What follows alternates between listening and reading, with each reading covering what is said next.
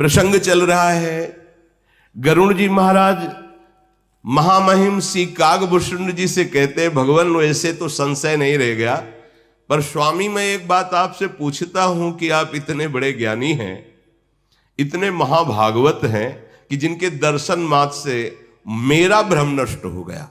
गरुड़ महाज्ञानी गुणराज, फिर आपने कौवे का शरीर कैसे प्राप्त किया? क्योंकि इतने बड़े ज्ञानी महात्मा, इतने बड़े महाभागवत, बार बार गरुड़ जी प्रणाम कर रहे हैं कागभूषुंड जी को, आपको कौवे का शरीर कैसे प्राप्त हुआ? आप काक रूप में क्यों हैं? और स्वामी, ये जो आपने भगवान का विशुद्ध महामहिम स्वरूप और चरित्र सुनाया, ये आपको कैसे ज्ञान प्राप्त हुआ? नाथ, मैंने भगवान शंकर से सुना है कि महाप्रलय में भी तुम्हारा नाश नहीं होता, सब नष्ट हो जाते, लेकिन आप यथावत बने रहते हैं। और भगवान शिव के वचन कभी मिथ्या नहीं हो सकते। इसलिए मेरे मन में प्रश्न आ रहा है कि काक शरीर और इतना ज्ञान, इतनी महिमा भगवान की आप जानते हैं, और आपका ये काक शरीर महाप्रलय में भी नष्ट नहीं होता, ये भगवान शिव ने स्वयं कहा, उसमें तो मुझे कोई संशय नहीं। तो नाथ, बात ये है कि अग जग जीव नाग नर देवा, नाथ सकल जगु काल कलेवा, अंड कटाह अमित लयकारी, काल सदा दुरति क्रम भारी, तुम्हि न व्यापत काल, अति कराल कारण कवन, मोहि सो कहु कृपाल, ज्ञान प्रभाव की जोग बल। हे काकभूषुंड जी, कोई भी नाग, मनुष्य, देवता, चर अचर जीव जब महाप्रलय होता है तो बचता नहीं, सब काल के गाल में चबाए जाते हैं, सब काल का कलेवा हो जाता है।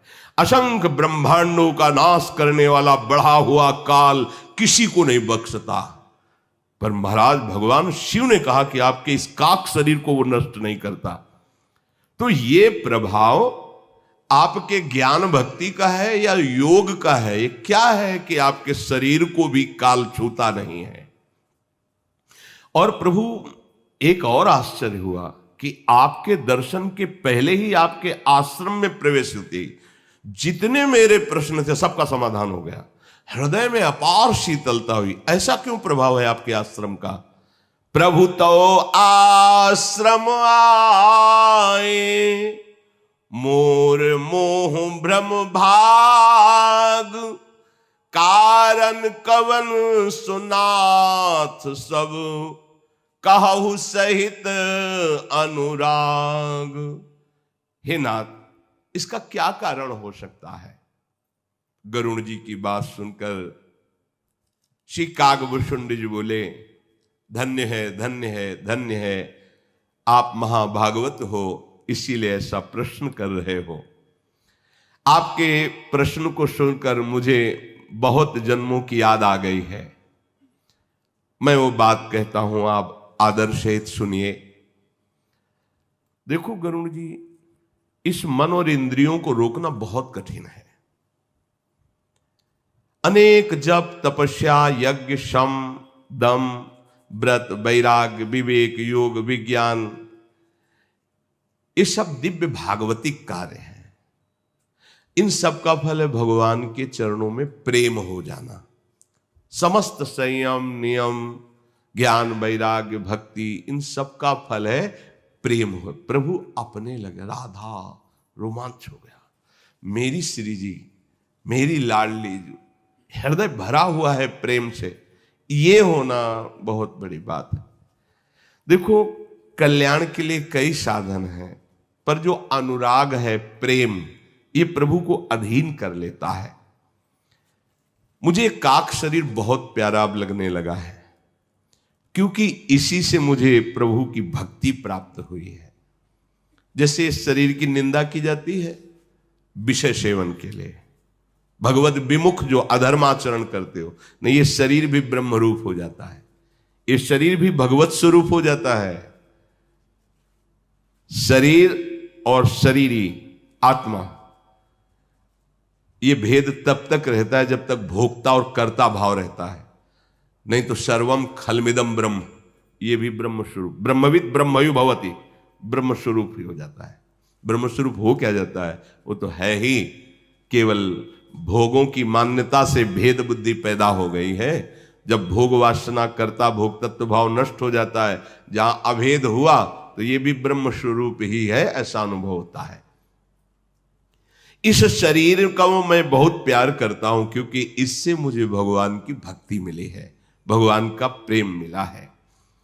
गरुड़ जी, वेदों में ऐसी नीति है कि सज्जन पुरुष कहते हैं कि यदि भगवान का प्रेम प्राप्त हो तो अत्यंत नीच भी तो वो परम पूजनीय हो जाता है, परम वंदनीय हो जाता है, परम प्यारा हो जाता है। तो यद्यपि शरीर अत्यंत नीच है, काक शरीर, पर इससे मुझे सच्चिदानंद प्रभु का प्रेम प्राप्त हुआ, इसलिए मैं कभी इसको त्यागता नहीं हूं। रेशम कीड़े से होता है, कीड़े से ही पैदा होता है रेशम, और उसके वस्त्र बनते हैं। अपवित्र कीड़ा होता है, पर रेशम को परम पवित्र माना जाता है, रेशम पवित्र माना जाता है। उस अपवित्र कीड़े का आदर होता है, क्योंकि उससे रेशम प्रकट होता है। ऐसे ही ये अपवित्र कीड़ा की तरह शरीर है, पर इससे भजन होता है, भगवत भक्ति होती है, साधु सेवा होती है, भगवत स्वरूप संसार की सेवा होती है, इसलिए बहुत अच्छा है। और अगर ये केवल अधर्माचरण में, तो धिक्कार योग्य है। फिर क्या है? ये थैला है, मलमूत्र भरा हुआ है, फट जाएगा किसी दिन। जैसे पानी का बुलबुला अच्छा दिखाई दे रहा है, किस सेकेंड फूट जाए कोई पता नहीं।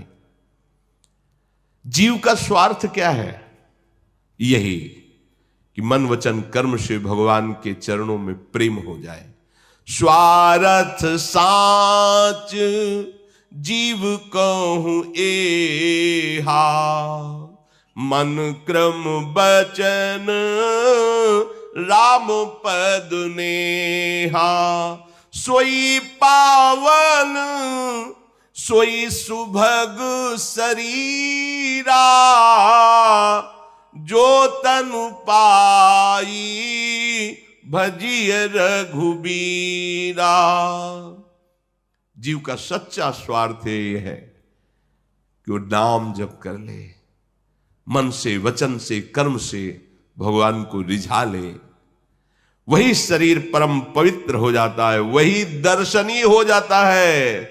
जिस शरीर को पाकर के भगवान की भक्ति अपने हृदय में प्रकट कर ले, भजन किया जाए, वो जगत बंदनीय शरीर हो जाता। शरीर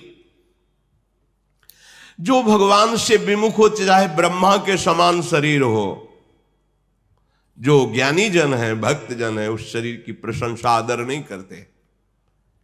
इस शरीर से मुझे भगवान की प्रेम भक्ति प्राप्त हुई, इसलिए हे गरुड़ जी महाराज, ये काक शरीर मुझे बहुत प्रिय है। और मुझे वरदान मिला हुआ है कि मैं इच्छा करूंगा तभी शरीर छूटेगा, अन्यथा नहीं। इसलिए मैं कभी इच्छा नहीं करता इस शरीर त्याग की, क्योंकि मुझे इससे पावन भक्ति प्राप्त हुई है। पहले मुझे भगवान से विमुख होने के कारण बड़ी दुर्दशा भोगनी पड़ी है। काकभूषण जी कहते हैं, बहुत जन्मों में मैं भटका हूं, बहुत जन्मों की याद स्मृति है काकभूषण जी को। ऐसा नहीं कि मैं केवल धर्म विमुख ही आचरण करता रहा, मैंने योग भी किया है, तपस्या भी की, यज्ञ भी किया है, दान भी किया है, बड़े बड़े साधन किए गरुड़ जी, सब ये किया। कोई ऐसी योनि नहीं, 84 लाख योनियों में मुझे स्मृति है, मैं सब योनियों में गया हूं। कोई ऐसा कर्म नहीं जो मैंने कर्म ना किया हो। आहा, कह रहे नाना जन्म कर्म पुनि नाना, किए जोग जप तप मख दाना। कवन जोनी जन्म्यूं जहां नाही, मैं खगेश भ्रमि भ्रमि जग माही, देखेऊं करी सब कर्म गुसाई, सुखी न भयऊं अबहि कीनाई, सुधि मोहिनाथ जन्म बहु केरी, शिव प्रसाद मति मोह न घेरी। हे गरुण जी, कोई ऐसी जीवनी नहीं जिसमें मैं जन्मा ना हो, कोई ऐसा कर्म नहीं जो मैंने किया ना हो, पर आज आपको कहता हूं भगवान के प्रेम में जो मुझे आज सुख मिल रहा है भक्ति में, वो किसी योनि में, किसी कर्म में, किसी लोक में मुझे नहीं मिला। भगवान शंकर की कृपा से मुझे सब याद है, मेरा ज्ञान अबाध है। जैसे 1 महीने पहले जो पहला सोमवार था, आपने क्या खाया? तो बाधित हो गया, समय ने बाधित, काल ने बाधित कर दिया स्मृति को। अभी 4 दिन पहले आप शाम के क्या पाए थे? शाम के 4 दिन के समय काल ने आपकी बुद्धि बाधित कर दी। लेकिन अबाध बुद्धि का तात्पर्य होता है 1 लाख जन्म पहले आप कौन थे, कहां थे, कैसे थे, ऐसे दिखाई दे रहा जैसे वर्तमान, उसे अबाध बुद्धि कहते हैं। कोई भी बाधा नहीं, न वर्तमान की, न भूत की, न भविष्य की, अबाध बुद्धि। कह रहे भगवान शिव की कृपा से करोड़ों असंख्यों जन्मों का भी स्मरण हमारी बुद्धि में है, वो अबाध है। मैं भी बहुत क्लेशित रहा हूं अनेकों जन्मों में। प्रभु, एक जन्म की बात बताता हूं जहां से हमारा उत्थान हुआ भगवत मार्ग में। उस समय कलयुग ही चल रहा था। कागभूषुंड जी कल्पों कल्पों की बातें सब उनकी स्मृति में है। इस कलयुग में जितने भी स्त्री पुरुष सब होते हैं, वो धर्म शास्त्रों का विरोध करने वाले और मनमानी आचरण करने वाले होते हैं, अनुशासनहीन। और फिर जब फंसते हैं ऐसी जगह, अब क्या करें, कोई उपाय नहीं रह जाता। ये अनुशासन बहुत अमृत है, ऐसा ना समझिए। अगर यहां राजकीय अनुशासन, धर्म का अनुशासन, समाज का अनुशासन, गुरुजनों का अनुशासन, शास्त्र का अनुशासन स्वीकार किया जाए तो अधर्माचरण बिल्कुल बंद हो जाएगा। जो अनुशासनहीन है, उसी अंतःकरण में ऐसे संकल्प उदय होते हैं जो पापाचरण कहे जाते हैं, अनुशासनहीनता के कारण। निगम अनुशासन सब मानते थे, शास्त्र, भाई शास्त्र ऐसा हम नहीं करेंगे, ऐसा शास्त्र विरुद्ध है। कहां, पता ही नहीं कि शास्त्र है क्या। तो हम कलयुग में जन्मे थे, जिसमें अपने लोग वर्तमान में हैं। कागभूषुंड जी कह रहे हैं उसमें देखा कि सब अधर्म परायण हो रहे हैं। कलयुग में जन्मे तो पर भगवान की ऐसी कृपा हुई कि अयोध्यापुरी में मुझे जन्म मिला। कलयुग में जन्मा पर अयोध्यापुरी में जन्मा, और शरीर का जन्म शूद्र कुल में हुआ।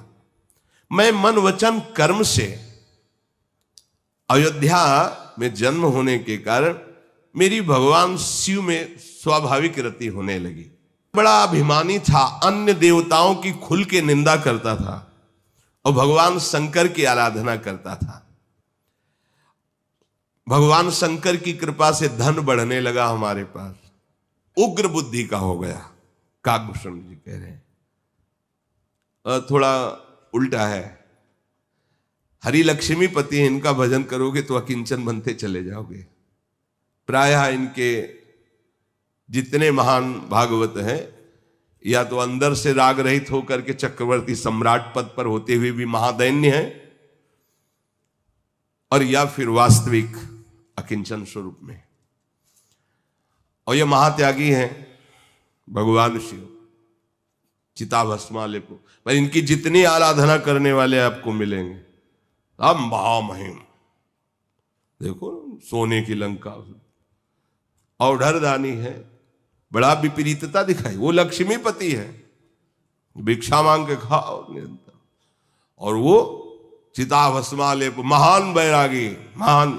एक कमरा नहीं पूरे कैलाश में, एक भी बट वृक्ष के नीचे महाराज रहते, पर 60,000 योजन का है वो बट वृक्ष, 60,000 योजन का है बट वृक्ष, जिसके नीचे महादेव जी बैठते हैं। और 6 ऋतुएं अलग अलग डालों में हैं। इस एरिया में तो शरद ऋतु, इस एरिया में बसंत, हर ऋतु उसी वृक्ष के नीचे। तो बोले वो भगवान शंकर की आराधना में लगा तो धन की वृद्धि हुई, तो बहुत उग्र बुद्धि वाला हो गया और बकवास करने में बड़ा प्रवीण, हृदय में भारी अभिमान पैदा हो गया। इतना अभिमान पैदा हो गया, यद्यपि मैं जन्मा परम कृपालु भगवान रघुनाथ जी की राजधानी अयोध्या में, हरि की निंदा करना, देवताओं की निंदा करना, महादेव की उपासना करना और अभिमान युक्त रहना। अवध में रहते हुए भी अवध के प्रभाव से विपरीत, क्योंकि यही दरबार दीन को आदर। शास्त्र पुराणों में गाया गया है कि जो अयोध्या में जन्म हो, अयोध्या में बसे, तो उसे भगवान श्री हरि की भक्ति मिलती है। अवध का प्रभाव जीव तभी जानता है जब अभिमान छोड़कर भगवान के चरणों का आश्रय ले। इसीलिए धाम का वृंदावन ही विधि बसै तज के सब अभिमान, तृणते नीचो आपको जाने सोई जान। गरुण जी बड़ा हृदय हमारा जलता रहता। ये जो अभिमान में है ना, इनको और दूसरी आग नहीं जलाती, वही आग जला देती है। जैसे तुम्हें दिखाई देंगे फूले फाले ऐसे कुंभ, आपको रौब, अंदर उनके देखो, अगर अंदर कैमरा हो कोई ऐसा डाल के देखो, फिर पता चले कि कितना जल रहा है व्यक्ति, कितना भयभीत है अंदर से। बाहर से आपको दिखाई देगा निर्भय, और जो भगवान के दासत्व से महामंगल मोद को बाहर से दिखाई देंगे, सबके हाथ जोड़ते घूमता है, लेकिन वो निर्भय है, काल से भी नहीं डरता। जे काल बस ना परे, ये बहुत जल रहा। कागभूषण जी बता रहे, धन था, उग्र स्वभाव हो गया, हरि की भी निंदा, देवताओं की भी निंदा, मन माना उपासना थोड़ी कहीं फलीभूत होती है। अब हृदय हमारा बहुत जलता, और जिससे मिलता तो सब कलिकाल के जीव मिलते। मतलब गलत सलाह देने वाले, आप देखो ना, गलत सलाह देने वाले आपको बहुत मिल जाएंगे।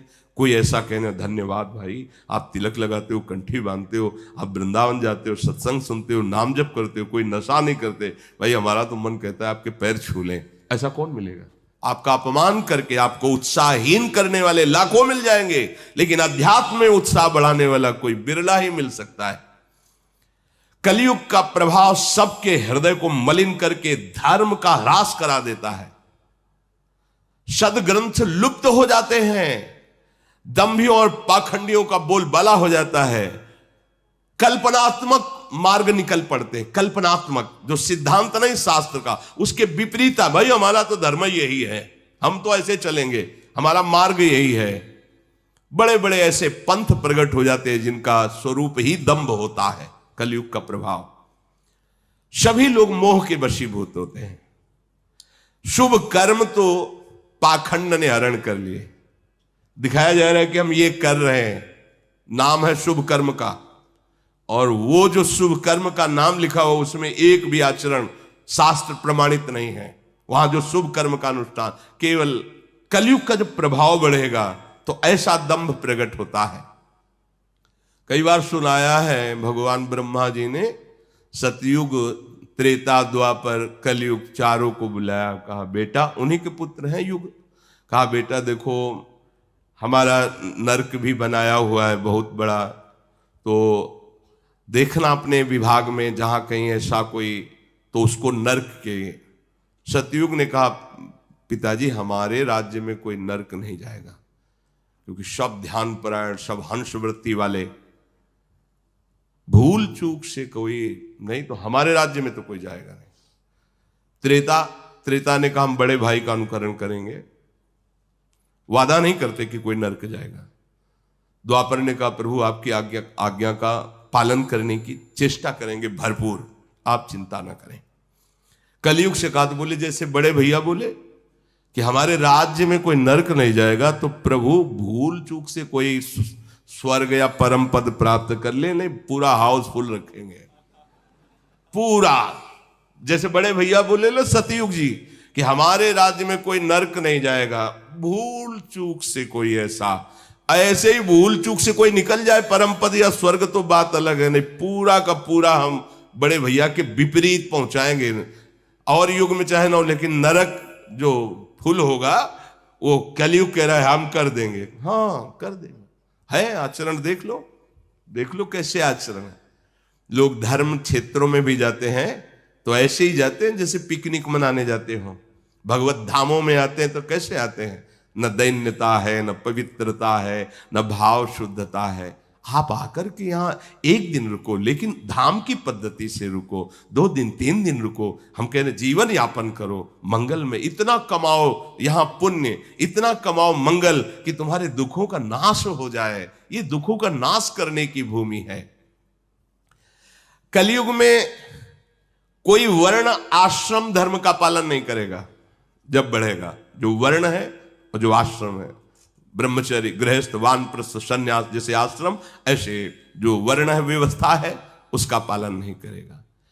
सब पुरुष, सब स्त्री, बालक, बूढ़े, जवान शास्त्र विरुद्ध आचरण को ही सुखद मानेंगे।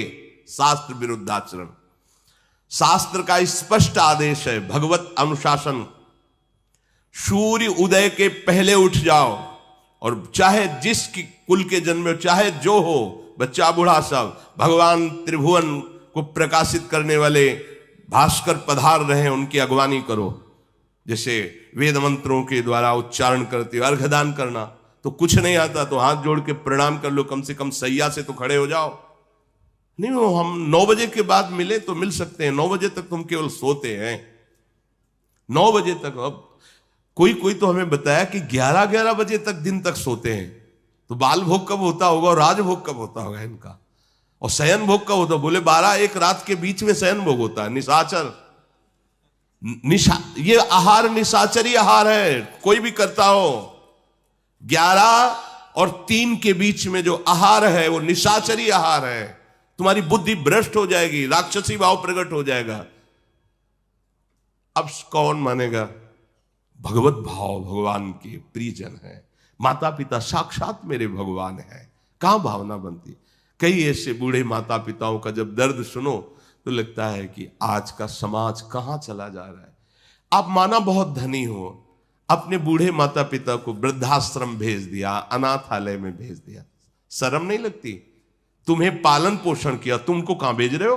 अनाथालय। तुम उनको वृद्धाश्रम, भले VIP व्यवस्था कर दिए, पैसा है, कैसे उनको इस व्यवस्था की जरूरत नहीं, तुम्हारे प्यार की जरूरत है। तुम उनके प्यारे पुत्र हो, वो तुम जब उनकी भले कम सेवा करो, लेकिन मुस्कुरा के 5 मिनट बैठोगे ना चरणों के पास, तो उनको इतने से कट जाएगा। और चाहे जितनी व्यवस्था कर दो दूर, तो उनका हृदय जलेगा, और वही व्यवस्था तुम्हारे लिए तैयार हो जाएगी। वही व्यवस्था तैयार होगी, ध्यान रखना, जो तुम अपने माता पिता के साथ करते हो। कलयुग में कोई शास्त्र आज्ञा को नहीं मानता। महाराज वर्णन है इसलिए कि प्रायः धर्म और वेदों को बेचा जाएगा कलयुग जब आगे बढ़ेगा।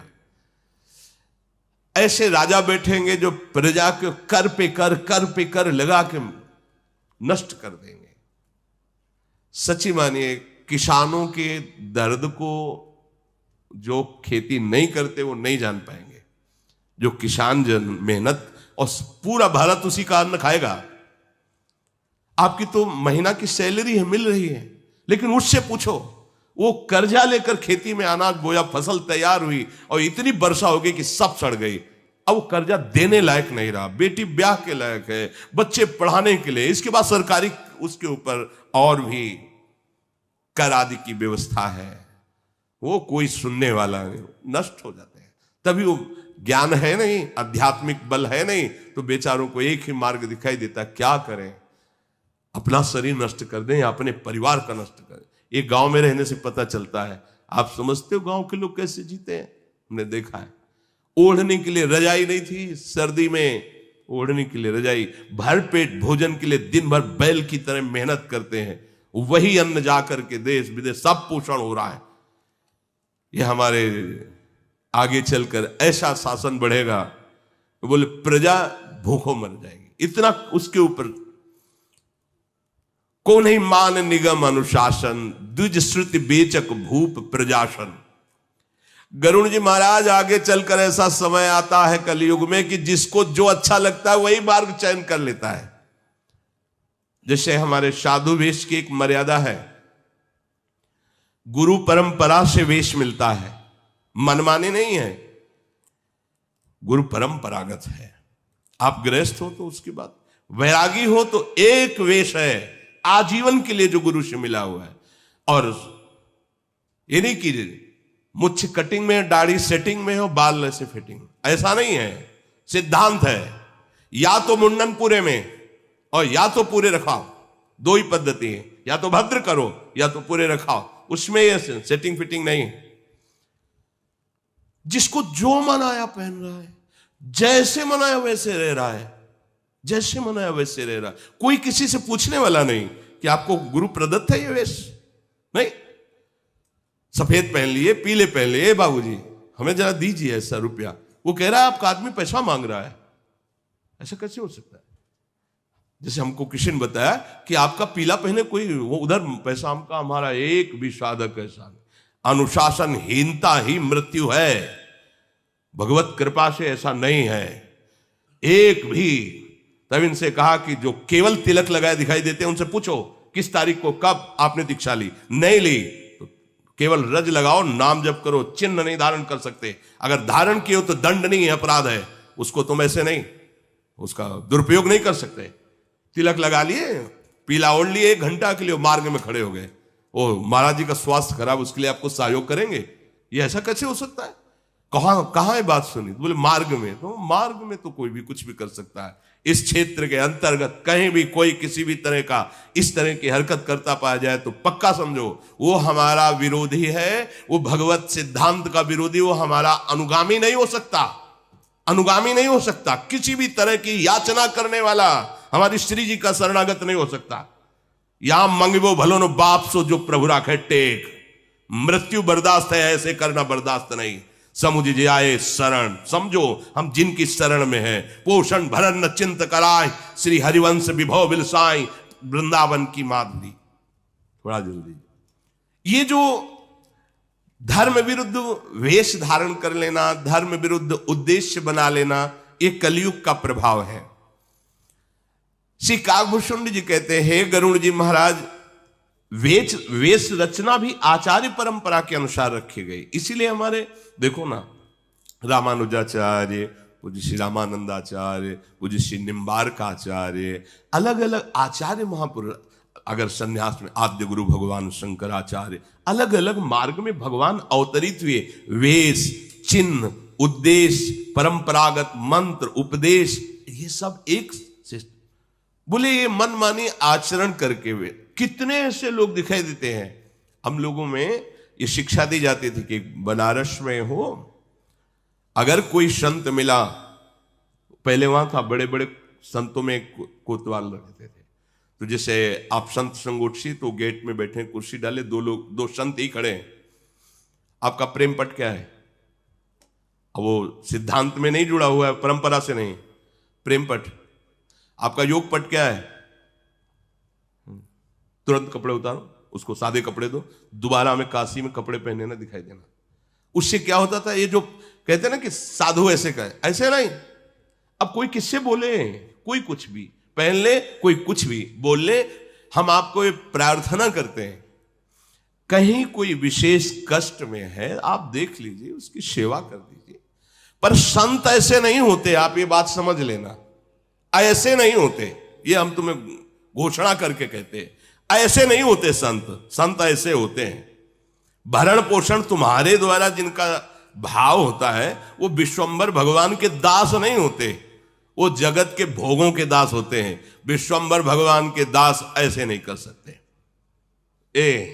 एकादशी फलाहार करा दो, वो एकादशी किस काम की जिसके फलाहार के लिए हमें भीख मांगनी पड़े? वो यज्ञ किस काम की जिसके लिए हमें भीख मांगनी पड़े? वो भंडारा किस काम का जिसके लिए हमें भीख मांगनी पड़े? हमारा निरंतर अंदर भंडारा चल रहा है, यज्ञ हो रही, हम प्रति श्वास को भगवान के चरणों में अर्पित करें, इससे बड़ी कोई यज्ञ नहीं। हम प्रतिपल इंद्रियों को भगवान नाम से तृप्त कर रहे हैं, इससे बड़ा कोई भंडारा नहीं। हमारे रोम रोम भगवान की दासत्व से युक्त हो जाए, इससे बड़ा जगत मंगल नहीं। वायु छू के स्पर्श करके पापों का नाश करेगी, समझना है। कागभूषुंडी जी, जो जितना दंभ पाखंड कर पाएगा उसे उतना ही बड़ा कहा जाएगा। जो दूसरे का धन हरण कर ले वही बुद्धिमान कहा जाएगा। जो जितना नीच आचरण कर ले उसी का सम्मान होगा। जो जितना झूठ बोल ले, दिल्लगी कर ले, जितना बेईमानी कर ले, उतने गुणवान कहा जाएगा। जो आचारहीन है, वेद शास्त्र का अपमान करने वाला है, कलयुग में वो उसी का सम्मान कहा जाएगा। अशुभ भेष भूषण धरे भक्षा भक्ष जे खाहि, ते जोगी ते सिद्ध नर पूजते कलयुग माहि। जो अमंगल वेश, अमंगल भूषण, अमंगल खान पान, वही कहे जाएंगे। बड़ा कलयुग का विचित्र तांडव होता है गरुड़ जी। जो अपने आचरण सदैव दूसरों को दुख देने वाले करते हैं, जे अपकारी चार तिनकर गौरव मान्यते, उन्हीं का बड़ा गौरव, उन्हीं का बड़ा सम्मान होता है। मन वच कर्म लबार तेई बक्ता कलिकालम। कागभूषुंडी जी कह रहे हैं गरुड़ जी से कि मन और वचन और कर्म से विषयों में प्रीत रखने वाला और झूठ का बल रखने वाला जितना वाणी में प्रवीण कहा जाएगा वही वक्ता माना जाएगा। वक्ता का तात्पर्य है शास्त्र की बनाई हुई मार्ग से कभी इधर बिलग न जाए, या तो अपनी अनुभूति जो तस्मा शास्त्रम प्रमाणम, यह शास्त्र वचन, बस उतना ही। हमें यह नहीं कि हमें सब कुछ आता है, शास्त्र नहीं है हमें से, वो कभी अनुभूति वाली बात नहीं। भले बात पूरी तुम्हें कंठस्थ है, लेकिन शास्त्र सामने रखना हो अनिवार्य है। ये हम गुरुजनों की बात करें कि जैसे चतुराशी जी का गायन कर रहे हैं और हाथ में चतुराशी जी नहीं लिए बैठे हुए हैं, क्यों? चतुराशी जी सामने क्यों नहीं? जी कंठस्थ है तो क्या हुआ, सामने उसको रखो, दर्शन करते हुए जो पद है उसको, भले कंठस्थ है पर आप सामने रखिए। गुरुजनों की वाणी में क्यों में नहीं कहा जाता। ऐसे ही भागवत सामने, वेद जो भी हम ग्रंथ का गायन कर रहे हैं, यश गान, वो सामने रखा है। जो भी बोलो उसी के अंतर्गत बोलो। जिस विषय को लिया है, ये नहीं उत्तर दक्षिण कहां भाग रहे हो कुछ पता नहीं चल रहा है। जो विषय लिया है उसी विषय में ही, उसी विषय को पुष्ट करने के लिए, और शास्त्र सम्मत, साधु सम्मत और हृदय सम्मत तीनों मिलने चाहिए। शास्त्र, साधु और हृदय, तब वो बात परिपक्व मानी जाती है। जो शास्त्र में लिखा है, जो संतों ने अनुभव किया है, वही हृदय में है, वो वाणी अंदर से प्रकट हो रही है। जो मन वचन कर्म से भोगों की चाह रखकर और झूठ पर झूठ, क्या होता है कि सामने वाले को तो पता है नहीं इसका अर्थ क्या है, सामने वाले को पता नहीं। अब वो अर्थ हम अपने मन के अनुकूल कर रहे हैं। शास्त्र का अर्थ मन के अनुकूल नहीं होता। हम वो बात घुमा के ऐसे ला रहे हैं जिससे वासनाओं की पूर्ति हो, ऐसा नहीं। ये कपट है और ये कपट तुम्हारा पतन कर देगा। चौथी भगत मम गुणगन करे कपट तजिगान, भगवान के ये कपट है। सीधा और उसका भाव बोलिए, जो शब्द लिखा है उसको घुमा के और अपनी वासना परक उसका अर्थ नहीं करना चाहिए। सीधे बोलिए शास्त्र क्या बोल रहा है। थोड़ा चोट लगेगी, अगर इसमें लिखा है तो हमारे भी हृदय में चोट लगेगी, गलत है। आपके हृदय में चोट लगेगी तो हमें सुधरना होगा ना। तो सुधरने के लिए तो सत्संग हो रहा है, हम भी सुधरे, आप भी सुधरो। तस्मात् शास्त्रम प्रमाणम ते, जहां हमें कमी लग रही हो हम सुधार करें, जो आप सुन रहे हो आपको कमी लग रही, नहीं ये बोलेंगे तो लोग नाराज हो जाएंगे, फिर बात नहीं बनेगी। तो शास्त्र किस बात का, फिर तो मनोरंजन हो रहा है। शास्त्र मनोभंजन करता है, तुम्हारे मन की अशुभ वृत्तियों का नाश करके भगवदाकार वृत्ति प्रदान करता है। तो गरुड़ जी महाराज को कागभूषुंडी जी उस कलयुग के समय की बात बता रहे जिस समय जन्मे हुए थे। हाँ, तो ये प्रार्थना कर रहे हैं कि जैसे शनिवार रविवार को बहुत भीड़ होती है ये दर्शन देने वालों लोगों की, वहां से लेकर यहाँ तक। तो बीच में जो नित्य छोटे छोटे बच्चों को लेकर परिवार के जन खड़े होते हैं, उनसे प्रार्थना है कि वो शनिवार रविवार को बिल्कुल ना खड़े हों। आज मुझे भी बहुत ऐसा लगा कि छोटे छोटे बच्चे जिनसे हम राधे राधे करते हैं रास्ते में, वो इतनी भीड़ थी कि हम बार बार लौट के देख रहे थे कि वो सुरक्षित अपने माता पिता के हाथ में है कि नहीं। नहीं तो भीड़, नौजवान लोग बाहर से आते हैं, राधे राधे ही सही, पर ऐसा जोशीला स्वरूप प्रकट करते हैं कि कहीं वो बच्चा गिर गया और तो फिर बड़ा असहनीय हो जाएगा। इसलिए हम अपने जनों से प्रार्थना करते हैं कि शनिवार रविवार को प्रायः लगभग ऐसी भीड़ दिखाई देती है, तो जहां वहां ना खड़े हों, अन्य दिनों में दर्शन। क्योंकि छोटे बच्चे हैं, आप अपने शरीर को संभालेंगे कि उस बच्चे को संभाल। अब छोटा बच्चा गोद में ले, किसी का धक्का लगा, सामने गिरा, वो अहित हो जाएगा। इसलिए जो शरीर के वयोवृद्ध जन हैं और जो बच्चे हैं वो ना जाएं भीड़ में, अपने घर के हैं कभी भी दर्शन कर लिए आपस में, और नहीं तो यंत्र है उससे दर्शन कर लिए। कोई अमंगल हो जाए, वैसे महारानी जो सर्वसमर्थ हैं, पर अपने लोग काहे को छोटी सी बात के लिए महारानी जी को अर्जी लगावे कि आप अपना वहां सामर्थ्य दिखाइए, किसी को अहित ना हो। अब हमारे ही चित्त में छो हो रहा था, वो बच्चा जैसे दंडवत, ऐसे 50 लोग दौड़ रहे हैं। अब नौजवान हैं, वो तो रात भर चल के आए, तो उनको लगता है जय बार दर्शन कर लें, एक बार दो बार तीन, तो धक्का वो अच्छा नहीं, पर नहीं मानेंगे, वो नहीं मानेंगे। अपने लोग सत्संगी हैं, वयोवृद्ध शरीर और छोटे बच्चे, ये प्रायः भीड़ में ना खड़े हों। जिन दिन ज्यादा भीड़ है, कोई उत्सव है, वहां मत खड़े होइएगा, क्योंकि ये शरीर भगवत प्राप्ति के लिए है। कोई अंग भंग हो जाए, कोई हानि हो जाए, फिर हमें अच्छा नहीं लगेगा, फिर आना जाना हमारा मतलब बाधित हो जाएगा। किसी को कष्ट हो, हम ऐसी जगह क्यों जाएंगे? इसलिए आप सावधान। और ये प्रार्थना करें कि हम लोग जितने सेवादार हैं सब आपके ही दास हैं, आपकी सेवा के लिए हैं। अगर आप हमारी बातें नहीं मानोगे, वहां जैसे रोक रहे हैं, जबरदस्ती करोगे, तो हम आपको कैसे फिर सुविधा दे पाएंगे? अब जान रहे आप कितनी छोटी जगह है। अच्छा, यहां किसी से कुछ मांगने जांचने वाला विषय है नहीं, हमारी श्री जी के द्वारा हो। अब हमसे ये कहो कि व्यवस्था करो, देखो भाई, हम ये परपंच हमसे नहीं होने वाला। श्री जी ने कर दिया, जितनी व्यवस्था है उतनी में बैठ लो। अब इतने में कितने लोग, 4-5 हजार लोग आते हैं, 4-5 हजार में 50 लोग अंदर किए गए, तो जो बाहरी बचे वो तो गाली ही देंगे ना, मन में सोचेंगे कि बाबा जी इनको क्यों बैठा लिया, हमें पास जगह नहीं है। आप खुद देख लो, व्यवस्था नहीं है। एकांतिक जहां केवल 15 आदमी बैठ सकते हैं, वो भी जबरदस्ती। कितने बैच आप एकांतिक में रखोगे? अब किडनी पेशेंट ये शरीर है, इसको हम ज्यादा देर ऐसे बैठा ले रहते हैं, पूरे दिन भर पड़े रहते हैं, बुखार आता है, क्योंकि उस पर वजन पड़ेगा ना ज्यादा। पर हमें लगता है जितना सुख मिल जाए, जय दिन शरीर चल रहा है, सबका मंगल हो जाए, तो ये कोई ना समझे कि किसी को बड़ा समझ करके एकांतिक में बैठाला जा रहा है। जगह नहीं है, बहुत कम जगह है। अगर हम ऐसे इतनी जगह में एकांतिक करें तो हमारी श्री जी की सेवा और पाठ रुक जाएगा। अब इसमें एकांतिक करें, 400 लोग बैठ जाओ इकट्ठे, तो एकांतिक में हो गया, 2 बार में सब निपट जाएंगे। अब 1000-2000 लोग एकांतिक के लिए तैयार है, 15 आदमी बैठेंगे, तो अगर हम 60 आदमियों को तैयार, तो 15 चौको 60, 4 बैच में वो अंदर बैठेंगे। अब 60 लोगों को केवल बैठा ला, इतने में हम पसीना पसीना, और इनसे इशारे में अभी कितने हैं?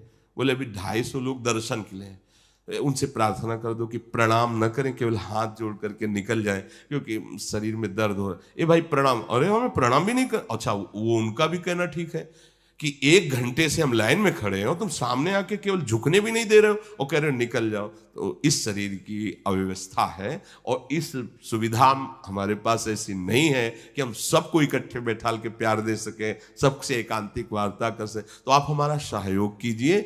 जिनको ये कहते हैं कि हाँ ठीक है, आप अगली बार देख लीजिए, या हम कैसे करें, आप सब बताओ, कोई उपाय दूसरा है? हम कैसे, अगर हम इधर एकांतिक कर, तो हमारी श्री जी की सेवा, फिर हमारे एकांतिक का मतलब क्या रहा? हमारी लाडली जी की सेवा बाधित हो जाए, उनको जो गान सुनाया जाता है सुधा निधि चतुरासी जी नाम के, वो बाधित हो जाए, तो फिर हमें अच्छा नहीं लगेगा। और हमारे पास जगह है नहीं, कुंज कुटीर में छोटी जगह है, तो उसी में एकांतिक होता है। तो आप लोगों को धैर्य धारण करना पड़ेगा। आप अगर इनसे नाराज होगे, धक्का दोगे, या ऐसा कि तुम किसी को विशेष समझकर, हमारे लिए यहाँ कोई विशेष नहीं है, हमारे लिए सब श्री जी के प्यारे हो, पर हमारे पास अव्यवस्था है, उतनी व्यवस्था नहीं कि हम कर सकते हैं। देखो आज हमने देखा कि हमारे जो वृंदावन की पुलिस पसीना पसीना हो रहे हो और खुद धक्का सह रहे हैं भीड़, हम उनको प्रणाम करते हैं, वो कितना सहयोग दे रहे हैं। अगर वो सहयोग न दे तो अपने कैसे, तो आप लोग अपने नहीं हो क्या? हमें ये प्रश्न उठता है कि क्या ये जो लोग दर्शन करने आते हैं ये हमारे नहीं है क्या? इनके लिए हमको व्यवस्था ऐसी करनी पड़े कि कोई इनको जबरदस्ती रोके? तो हमें लगता है अगर आप लोग धैर्यपूर्वक खड़े रहें, या आप लोग ये जो श्री जी के जन हैं, आपके सेवक हैं, आप इनकी बात मान लें तो अच्छा रहेगा। तो कोई भी ये ज्यादा जोर न करे कि हमें हाल में ही बैठना, क्योंकि हाल में आदि तो हम ही घेरे हुए हैं, हमारी श्री जी ऐसा। अब कितने लोग बैठेंगे इसमें? जितने केवल वहां सामने खड़े थे उतने आ जाए तो सब जगह नहीं हम आएंगे, वहां केवल सामने खड़े। अब हमारे पास असुविधा है, इसलिए आप असुविधा में भी आनंद ले, ऐसा व्यवहार करें। धक्का मुक्की, लड़ाई झगड़ा, किसी को कष्ट ऐसा न। और अपने जन इतना भावुकता को समेटिए कि छोटे छोटे बच्चे जो हैं वो भीड़ में मत ले जाइए, कहीं कोई अमंगल ना हो जाए। अपने कभी भी मिल सकते हैं, जैसे अन्य दिनों में है तो अन्य दिनों में खड़े हो जाए, अन्य दिनों में जगह रहती है। शनिवार रविवार मत आइए जिससे कोई अमंगल ना हो जाए। श्री राधा वल्लभ लाल की।